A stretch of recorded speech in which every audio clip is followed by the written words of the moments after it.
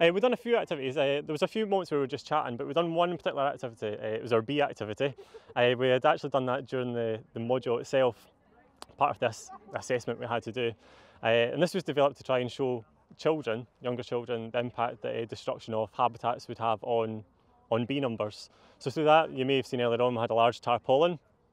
We've got everyone flying around as bees, and then through that, they all flock back to the tarpaulin, and that's our grass meadow, flower meadow. That's where their nectar is. And then each time we're going to keep halving it, folding it over, and every time we do that, we're trying to make that connection in the children's minds that this is the destruction of the habitat, the loss of the flower meadows.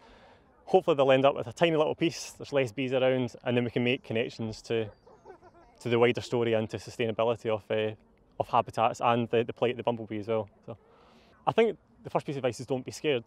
Just go for it and just try it out. Because for ourselves, we started this module in February. It was freezing cold, it was really bad, it was wet weather. We initially thought, oh, surely it's going to get cancelled, but we still went out every week. And it was through that, seeing that, yeah, a bit of rain doesn't hurt you, a bit of cold weather doesn't hurt you. You build up that confidence, and now we've got to the point that we'll happily go out on our own, and we'll actually even take kids out as well. So it's just getting over that initial barrier. But I think for a lot of schools that only ever do indoor stuff, they've maybe not seen that, but we're hoping to be the same influence that if somebody sees the primary 5 class going out, they might go, oh, we can do it next week. It might start to rub off as well, and hopefully change the culture and the attitudes as well. Things on an iceberg.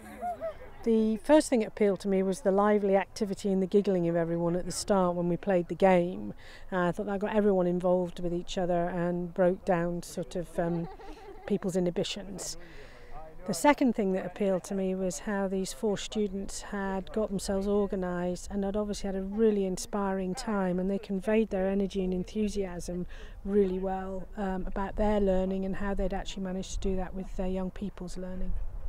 Ideas like this one here, how they've done this as a module at university, and they're combining it with their subject as well, I thought was a really interesting model. So one to use, but also one to get experienced teachers to think about the fact that their young students coming through, that their student teachers are actually going to have a level of expertise that they might not have, and they've really got to open their ears and listen to them.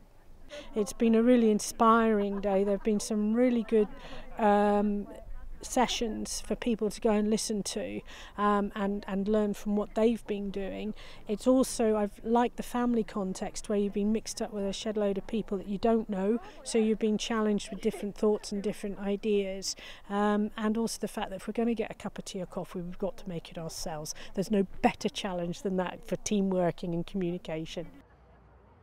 Today I've listened to teacher education students, I've listened to teachers from an additional support needs school, and every story is different, but it all adds to the kind of evidence. You know, the thing that I've been saying is that what I think we need is a kind of sworn testimony from practitioners who say, we've done this, we've overcome the barriers that we're all aware of, and that story has to then be disseminated around all the schools, because you encounter staff who say, well, we can't do it because of such and such, but the more evidence that you have, well, okay, but that school did it, and you know, they've got even more challenging circumstances than you. So I think it's just getting that testimony from practitioners who say we can do it.